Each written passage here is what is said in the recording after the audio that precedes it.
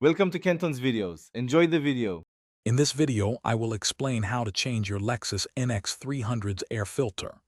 This is a straightforward task that you can easily do yourself, saving you time and money. First, make sure you have a new air filter that matches your vehicle's specifications. You'll also need a Phillips head screwdriver and possibly a 10mm socket wrench.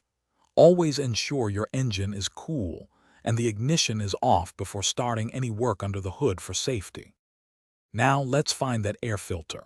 It's usually housed in a large, black plastic box located on the passenger side of your engine compartment. You'll see several metal clips or screws holding the cover in place. Unfasten these clips or use your screwdriver to remove the screws. Once the cover is loose, carefully lift it up. You'll then see the old, often very dirty, air filter. Take a moment to observe how it sits before you remove it. Before inserting the new filter, quickly wipe out any leaves or debris from the housing with a clean cloth. Now, take your fresh air filter and carefully place it into the housing. Make sure it sits flush and is oriented correctly, just like the old one was. There's usually a specific way it needs to fit to create a proper seal.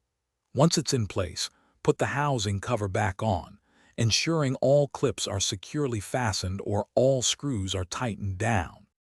With the new filter installed and the housing secured, give everything a quick once-over to ensure all clips are latched and the cover is sealed. A clean air filter is crucial for your engine's health, improving performance and potentially boosting your fuel economy by up to 10%. It's generally recommended to replace your air filter every 15,000 to 30,000 miles, or about once a year, depending on your driving conditions. Great job! You've successfully changed your air filter. Thanks for watching. Consider subscribing if we helped you.